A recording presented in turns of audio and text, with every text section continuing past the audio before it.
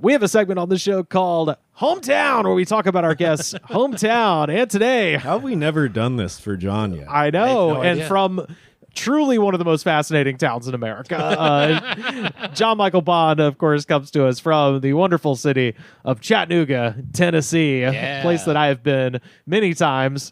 There's a lot of shit to talk about. Before we even get into the questions, I've got a lot of stuff to mention about Chattanooga because, first of all, the roster of celebrities. Oh my God, it's incredible. I don't know who you have, so let's see. Tell me what you got on your list. So we got Lori Petty from Point Break and League of Their Own. Samuel L. Jackson from every movie ever fucking made. Usher Raymond. Yes, Usher. Leslie Jordan. Yeah, Leslie Jordan. Okay, who else do you mentioned have earlier? Bessie Smith, who's jazz singer. Incredible. We have the Strut over here. Yeah. Well, now we don't. It's got shut down. It's a whole thing. And then, of course, the moon pie. Speaking of baked goods that are amazing if you get one fresh and then they go down in quality, the moon pie. Yeah. Secret of moon pie. Microwave it 30 seconds. Oh, I've never done that. It fluffs. Nice. I'm gonna have to do that next time. It's the home of mini golf, invented on Lookout Mountain, and Crystal, which is White Trash, White Castle. Yeah, and if you've ever wondered if White Castle could have less health benefits, it's Crystal. It's Crystal. Which the fucking prices, man, on Crystal. When I was a kid, when I was a boy, when I left Tennessee 10 years ago, you could get a Crystal. It was like $1, and I went. It was like $2 a Crystal. Yeah. And that is, you used to be able to get like a 20-pack sack full for like $12. They called it a steamer. Yeah, because that's what you'd be doing in your restroom. 100%. Crystals are vile and amazing at the same time. I had a friend. I was just about to ask you to tell this story. Which one? The one you're about to tell. I already know. Oh, okay. Yeah. So I'll keep this because I think both of these people are listeners to the show. So I'll keep this as anonymous as possible. But basically, we were in high school. There was a friend of mine was driving past our high school, and it was Sunday afternoon, so nobody's in the parking lot. But then he noticed one car, and it was from our other buddy, and so he was like, "The fuck is? Why is he in this parking lot? Nobody's at the high school." So he pulls up behind the car and kind of sneaks around and rips the door open to scare the shit out of him, and a bunch of crystals fall out, and he's got a mouthful of crystal burgers, and he's like, "My mom won't let me eat crystals at the house." Oh, no. As a guy who used to binge eat a lot, that must have been the worst moment. Oh yeah, I would rather be caught masturbating in public than eating the way I ate when I was doing it for me. Like, well, it's like I laugh about it now, but it's like half of the time in this city is just me eating in my car. Sure. So like, no judgment at this point. No, but crystals are a specific kind of indignity because like, each one comes in a tiny little box. Yep. So like the more you eat, the more accumulate. Like you can't, unless you're like a very self-conscious snacker, you're not going to like stack the boxes. So you end up with this little pile of boxes next to you. Yep. They're all full of onions. So as you eat, your car progressively smells more and more like meat that's been steamed on top of onions. Doesn't go away either. It's like I can't eat them if I have a beard and I don't want people to know. Dude, it's so because it lingers like marijuana smoke. I did a show in Macon, and they had a crystal in Macon, and I had to drive back to Auburn. I was in Macon, Georgia. I got some crystals and ate it in my dad's truck in a parking lot and stared out into the Georgia evening, and then drove back. And then the next day, and I even rode with the windows down too, cranking the tunes. And man, got in the truck the next morning. I was like, oh, it still smelled like it. It smells for like days. It smells like in high school when a friend smokes an entire joint in your car with the windows up, but onions. But onions. Yeah, not even a joint because weed smell goes away. It's like cigarette smell, but oil, but oil and onions. But no, the one I wanted to mention the last time I was in Chattanooga, I did mention this on the show at the time, but it was one of my favorite just attractions ever, which is Chattanooga is where the tow truck was invented. The tow truck museum. Yeah, they have the International Towing and Recovery Museum and $5 Hall of Fame. Yeah. And they've got trucks in there that have saved lives. Yes. Yeah.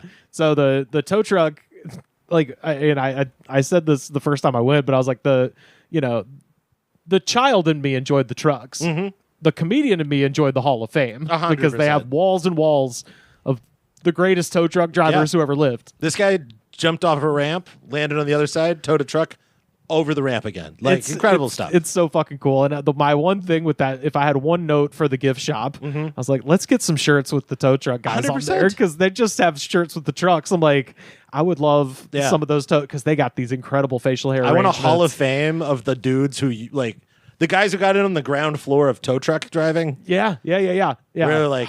It's so cool. Who immediately were like on board with the premise, like, of course, I'm going to steal cars. Yeah. You could just hang out there and hand out business cards if you were a psychologist that like specialized in autism. Just everyone who goes into the tow truck museum, hey, 100%. You want to call me sometime? 100%. The pattern recognition there is off the charts. Yeah.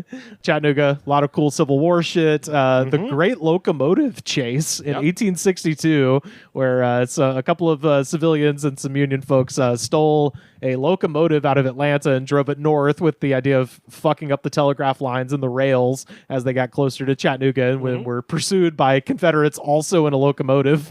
But the drive from Atlanta up to Chattanooga is basically straight up into the mountains. So neither of them are going particularly fast. Most of the articles that I read said that if the Confederates had just jogged, they probably could have caught the train. Yeah. But they were like, oh, well, we got to march. You know? We have to get on the exact as fast as they're going. Let's see if we can pick it up. Yeah. So, but yeah, they ended up catching the dudes and hanging them. But it's pretty cool. We have Point Park, the Battle Above the Clouds. Yes, absolutely. So much gunpowder went off that it was like having a fight in the clouds. Yeah. Well, it was already foggy that day. It was already foggy, but like the amount of shooting. Yeah. And then I'm trying to remember if it was the Union was trying to go up a hill, and the Confederates were just shooting cannons down the hill, but the balls kept rolling out of the cannons half the time. Yeah, because they're not meant to be pointed down. Right. Yeah, there's an incredible Battle Above the Clouds reenactment that is no people. It's just it's like $20 a ticket, and you go in, and it's just a large topographical map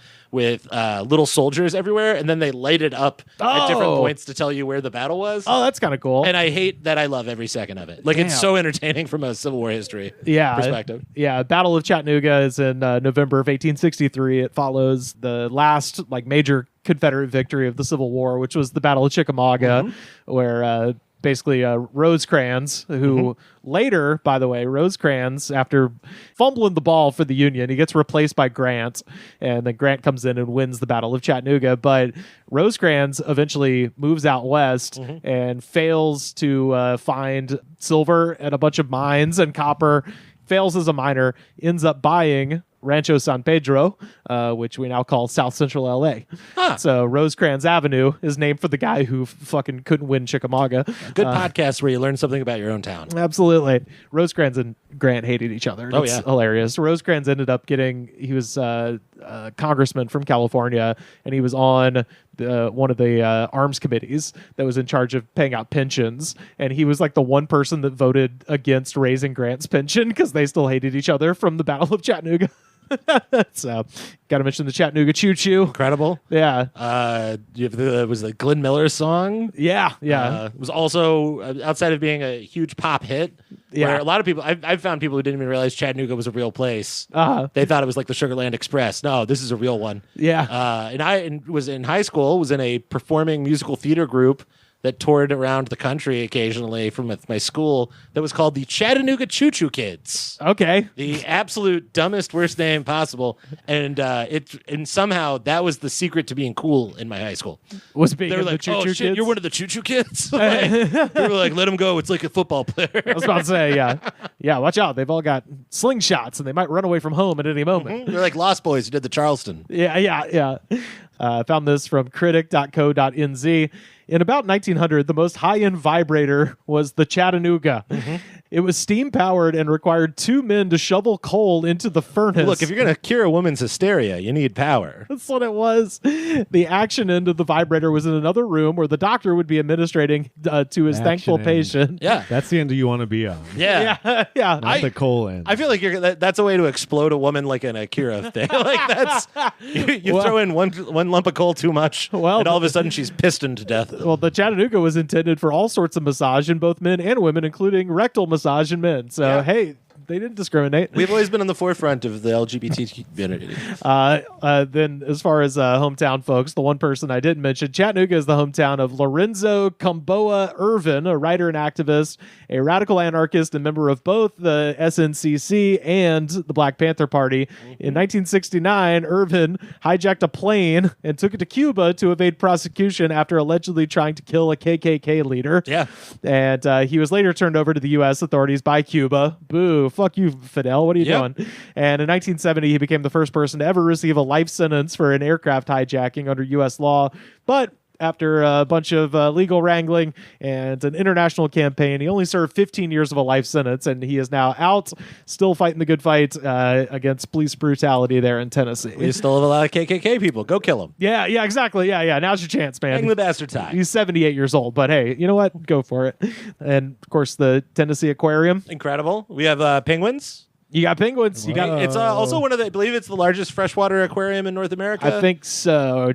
We got penguins. We got otters. You got my favorite, which is the beluga sturgeon. The sturgeon. I love the sturgeon, especially because it's at like arm level, so like the tank you can look down in, or you can like crouch and see him. But the sturgeon is like fucking 6-7 feet tall. Like it's like a fish wide. That looks like a fucking whale. Yeah, it's so long. Yeah, it's crazy. I just remember as a kid, it being way bigger than me, and just like, holy shit. Oh man, I had as a teenager, I had an aquarium pass. Because it was like $60 when I was a kid, so I was like, I would walk past the aquarium on my way home from school. Sure. And I would just like stop and go do my homework and hang out by the otters. Yeah. And that's like, if you spend a lot of time watching otters, you start to really appreciate them as like little guys. Oh yeah. They just, you're like, oh, that one, at 6 p.m. he's about to start playing with his ball, and like clockwork, that guy's like hanging out. They're selling dime bags from their otter pockets. I like to go up to Morrow Bay. They got otters. It's just wild otters hanging around Morrow Rock. I need to go see the Wild Boys. Yeah, it was pretty fun. So with this segment, I always like to look up the worst restaurants, based on Yelp reviews. And in the case of Chattanooga, I was like, I don't even got to look at Yelp. We got to talk about just morally the worst restaurant of all time, probably. Here's the swerve. It's not the worst restaurant. I assume you're talking about the Yellow Deli. I'm talking about the Yellow Deli. First off, it's the worst cult. It's not the worst restaurant. Yeah. So the Yellow Deli is it's managed by a cult called the 12 Tribes. It was founded in Chattanooga, Tennessee. Yep. 12 Tribes were 1972. Then they were run out of Chattanooga, and then they came back under cover of night. Yes. Whoa. And opened the Yellow Deli, which is a beautiful. Have you ever been to the Yellow Deli? Yes. It's a beautiful building. It's incredible. It's a gorgeous wood. It's like a tree house. Yeah. It's open almost all night. So it's right down the street from the college. So you can go get like a sandwich when you're studying or whatever. I lived walking distance. They make banana milk. You just blend a ripe banana into ice cold milk. It's fucking delicious. Their food is great. Their sandwiches are great, and it's all served by people who are part of a cult where they aren't paid. They live in communal housing. Yeah. In a big building. They have very conservative, hyper biblical. It's conservative Christian views, but except when it comes to sex, in which case there's a lot of is the leader fucking everybody? It seems like they are. Right. They're so fucking horrible. But their food is fucking amazing. It's crazy how they just check every box seemingly where it's like, are they racist? Yes, absolutely. Are they sexist? Very much so. Also, this is strange. Child trafficking? It's not even trafficking. It's, you would think with all the stuff, there's going to be some, sexual abuse stuff, and there is a little bit. Usually with the adults, it seems like. But the main thing is systematic child abuse, and specifically they just whip the shit out of the kids with like small rods. Yeah. Spare the rod, spoil the child, based on the Bible. How else do you think you're going to get people to work for tips? Right. Well, they don't get to keep the tips either. Yeah. They are not paid for this labor, and their claim is that they're like, oh, we're all owners. And anybody can work here, kind of a thing. So I watched some YouTube thing where some little fuckers like Sam saw in the souvenir store, they went undercover or whatever and worked there for a couple days, and then they're like, well, we're owners, so we should we should be able to change things. Right. Yeah, exactly. And of course they called the cops on them, and the cops were like, all right, just quit messing with them. Just the cops are not even concerned with this I feel at like all. the cops are paid off to a certain degree. Yeah, that's the way it is with a lot of cults in the small town. Well, it's Chattanooga's big though. I mean, the surrounding area is 700,000 people. The city itself is 400 to 500,000. I haven't looked at census shit recently. But like the Yellow Deli people are fascinating. I did the last, like not the last census, but the one before. I was like a census taker, so I would go places and count everyone and all that shit. And I went to the Yellow Deli building where they all live without knowing it was the Yellow Deli building. And trying to do the census there felt like an Abbott and Costello routine. Because I would just knock on the door and someone would come in and be like, oh yeah, 1 second. They'd come back and a different guy would come in, but like pick up the exact part of the conversation. Like he had already, like he was like, John, I read, I was like, yeah. He's like, cool. So, and he would continue the conversation and they kept cycling people through. And then eventually I was like, I just need to know how many fucking people are in the building. And they're like, we don't even know. we aren't allowed to say. Depends on the time of day. Incredible place. Yeah. And also just found out that last year, November of 2024, Darren Cody Gramble, a member of the 12 Tribes, was found stabbed to death at their community in Pulaski, Tennessee. Adam Arthur Rosenthal, who had joined the 12 Tribes for 5 to 6 months earlier, confessed to police that he killed Gramble to prove to God his faith. Yeah. So that type of shit is just happening a lot with this group. Yeah. I mean, to be fair, if they were all stabbing each other to prove their faith to God, we wouldn't have those delicious sandwiches. Yeah. The Reuben just wouldn't happen. It's really hard to overstate how good this Reuben is. Like, the Chattanooga is a lot of really good sandwiches. Yeah. We've got a strong bar culture, but the yellow, like, it's very rare you encounter a sandwich enough to be like, maybe they want to be here, Right. Oh, man. Well, let's get to these questions. All right. John Michael Bond. Question 1. What was the incident? The incident? Okay, this is complicated. There's a happy answer and a sad answer. Oh, let's go sad first. The sad answer. I've made notes because I don't want to fuck up things that are important in history. No, for sure. Ed Johnson in 1906 is a black man who was scheduled to be executed. He was falsely accused of rape. His case garnered national attention, and the Supreme Justice of the Justice of the Supreme Court issued a stay of execution to save his life. The Supreme Court never intervenes in criminal cases, right? But this is one of the, I think, the only time in history that they intervened. Whoa! And then, as soon as the word came down, a mob of people broke into the jail. They took him to I believe it was the Walnut Street Bridge to lynch him. They put a rope on him. They hung him, except they couldn't successfully hang him because people in the crowd started shooting at him. They shot him 50 times, mostly winging him. One of the bullets hit the rope, and he fell down to the ground. And then a sheriff's deputy came up and shot him in the head 5 times. Jesus Christ! Which is unthinkably horrific. Yeah. And then afterwards, there was a huge amount of protest. 2,000 people went to his funeral. The African-American community went on strike for days. Theodore Roosevelt commented on it and assigned the Secret Service to help investigate and figure out exactly what happened. Jesus. Let's see. Hamilton County Sheriff Joseph F. Shipp was arrested, or who had arrested Johnson.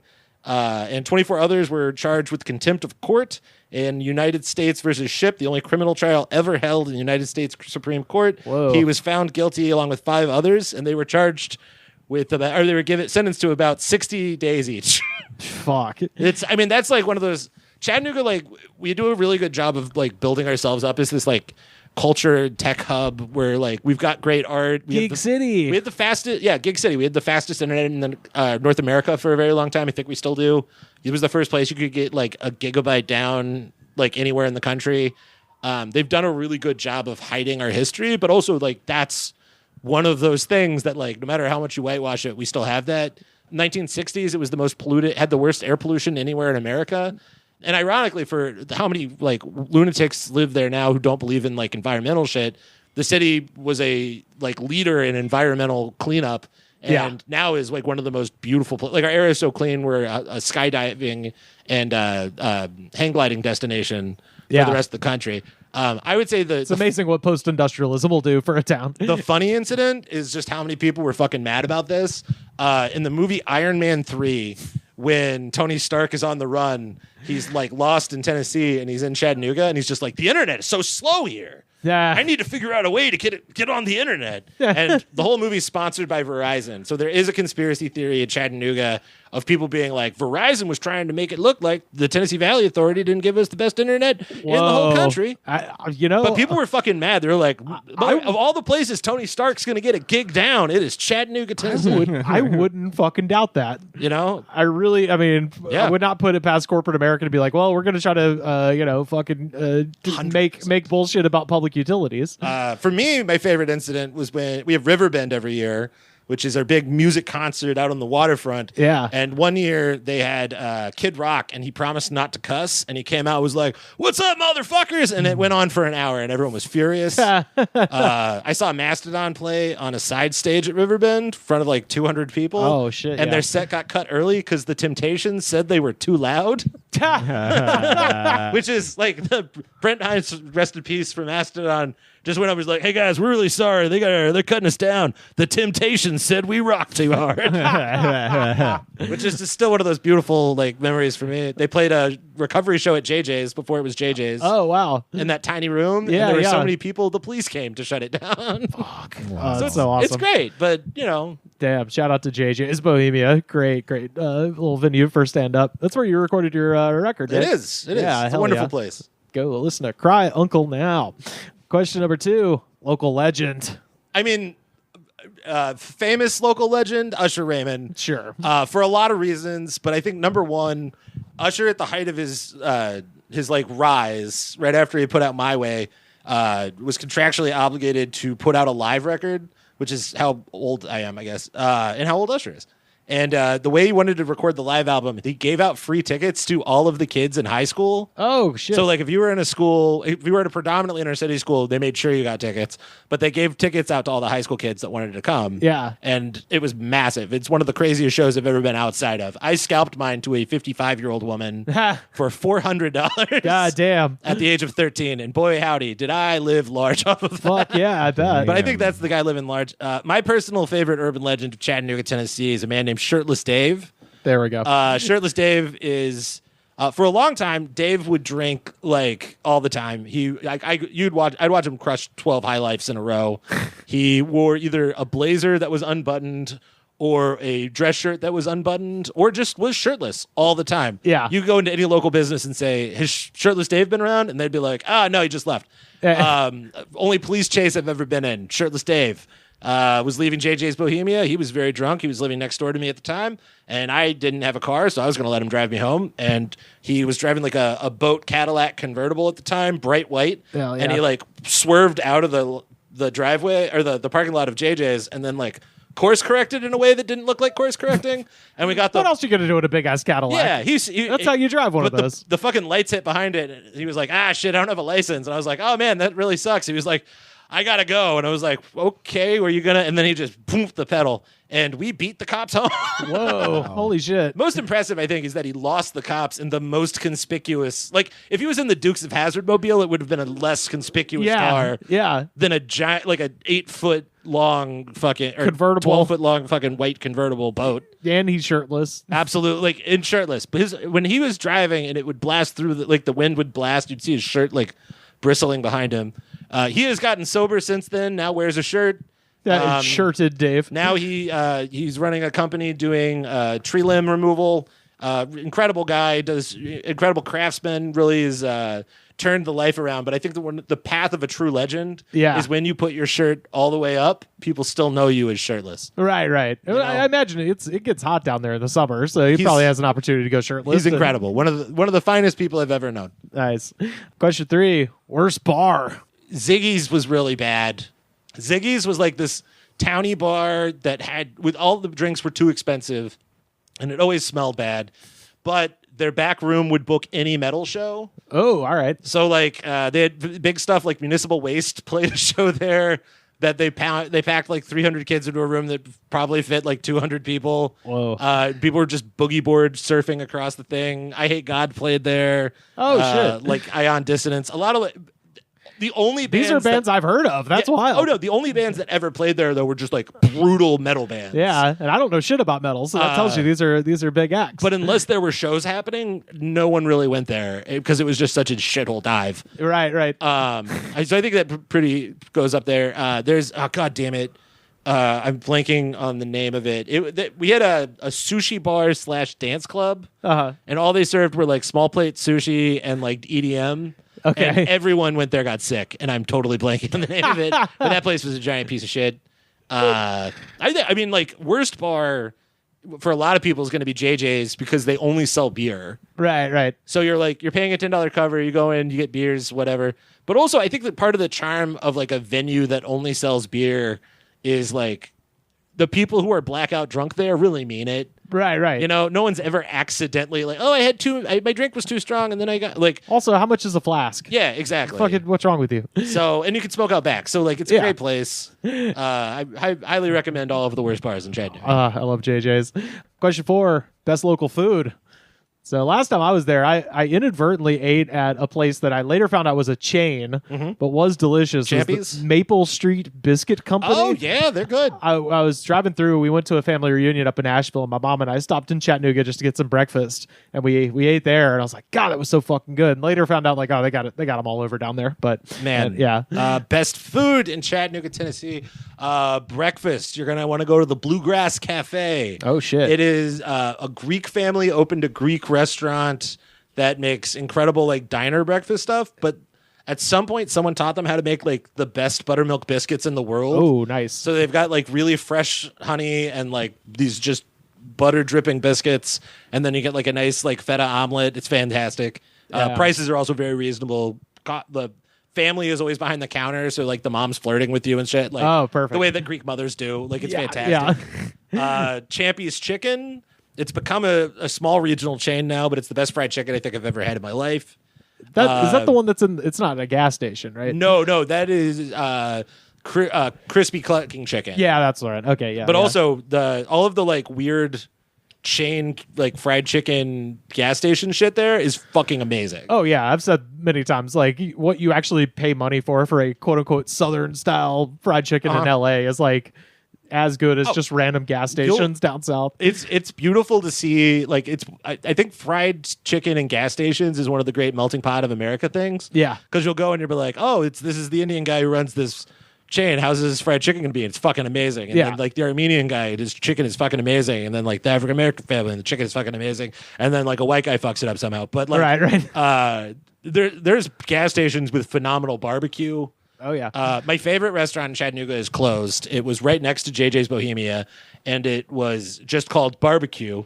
And it was a drug front, so they only sold barbecue from 11 to 1 a.m. Oh, perfect. Or 11 p.m. to 1 a.m. Yeah. And you'd like go there for like Friday evening and be like, hey, what? And they're like, we're closed. Get out. They had like seating that no one ever sat in. But when you're like coming out of a show late at night, being able to like get a rack of ribs. Yeah. Like I walked blackout drunk out of a King Kong and barbecue show, King Kong and the Shrines show. Just like everyone was shirtless. The men were shirtless. The women were shirtless. It was so hot, so gross in there. We all came out just drunk. Oh my God. And then like a line down the block forms for everybody getting ribs on the way home. That's beautiful. That's one of the most amazing things ever. Yeah. And then you'd get a dime bag from him, and it was like really good shit. So like, fuck yeah. Question 5: local ghosts or monsters? Local monsters. We have. I want to make the 12 tribes, the Yellow Deli people. The 12 tribes. Yeah. Let's see. The Reed House has a ghost of a prostitute named Lanny Weeks, who is said to target men who stayed in her former room. It was room 311. Oh, hell yeah. Ooh. 311, the room is gone, but the band still haunts the town once a year. She comes original all the time. Patton Chapel, where I got married. Oh, where? There's a story of a ghost of a bride who was left at the chapel, haunts everyone's marriages, and you can hear her wails sometimes. Is that included in the price of booking it for the wedding? No, but they did tell me that when we were looking at the venue. This isn't going to work out, and I'll tell you why. There's a ghost. That's why. And then my favorite, Chickamauga Battlefield. Do you know about the Green Eyes? The Green Eyes. There's Green Eyes. It's a floating disembodied head that supposedly haunts the battlefield looking for its body. Yeah. Kind of love that guy. I like that. Because it's so often the damn headless body. Absolutely. It's a headless horseman. You're like, no. Floating head. Way scarier. 100%. Yeah. I also love that he's green eyes. Yeah. Like it's not that's green eyes. I feel like are one of the rarer colors of eyes. That's true. And they're like, we've got a ghost, and he has beautiful eyes. Yeah. He's got green eyes, not like you blue-eyed ghosts. I've been ensorcelled by him. And then last question. Favorite thing that's not there anymore? Oh, man. I mean... might have been barbecue. I mean, drug front barbecue is really difficult to, like, beat. You'd be like, a guy would get a slab of ribs, and it was clear it was a slab of something else. Like, it was a really special place. In this age of egg sluts, I think you could really make money having a restaurant that is just called Drug Front Barbecue. Oh, 100%. Hell yeah. That's a great fucking idea. Fuck, things that's not there. You know, okay, Greyfriars Coffee Shop. I don't know. This is a rant that I feel like fits a lot of people's experiences with coffee shops. Sure. And like the death of third places and all that shit. Coffee shops that had sofas, like deep sofas where you could read a book or hang out with friends and things like that.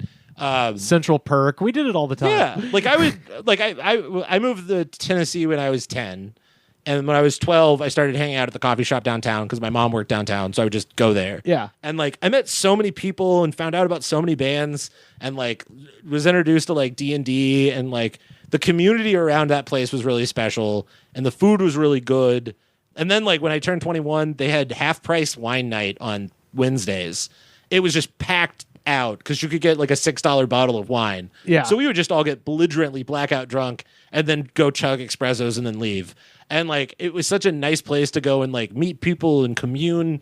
And now there's no real place to just like read a book and drink a cup of coffee downtown. No, they've taken the whole like hostel architecture thing is now just invading restaurants where it's like, no, this shit is gonna suck while you're here and we want you out. There's one stool and has a spike on it. Like, it just sucks. Yeah, that's every restaurant now. You'll never see any comfortable chairs anywhere.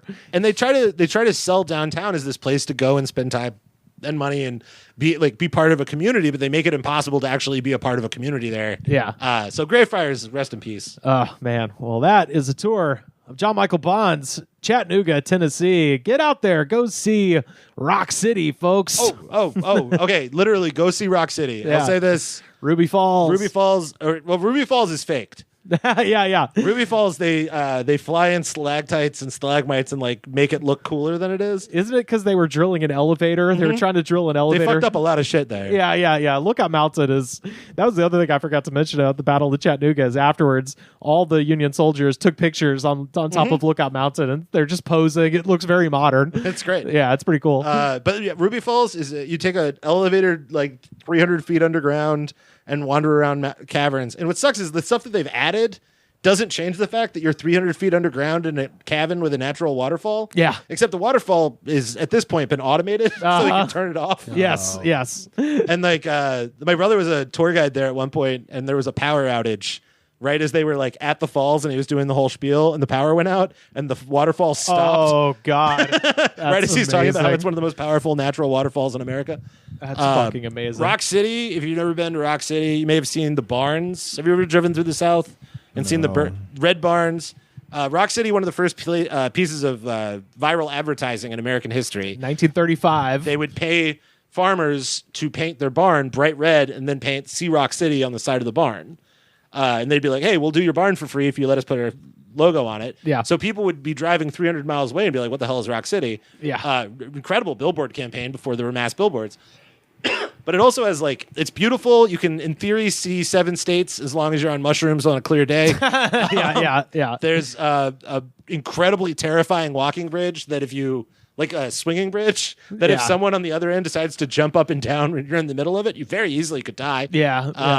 But they also like, you'll it's like Temple of Doom kind of. Yeah. You'll walk into the caverns and then they have these like beautiful fairy tale displays with like these like miniatures doing old Mother Hubbard and shit like that. It's beautiful. Yeah, it's cool. It's too expensive. Don't go at Christmas, for fuck's sake. It is a tourist trap. It's so beautiful at Christmas, but it's like $80 for fucking one person. Yeah. But I love Rock City.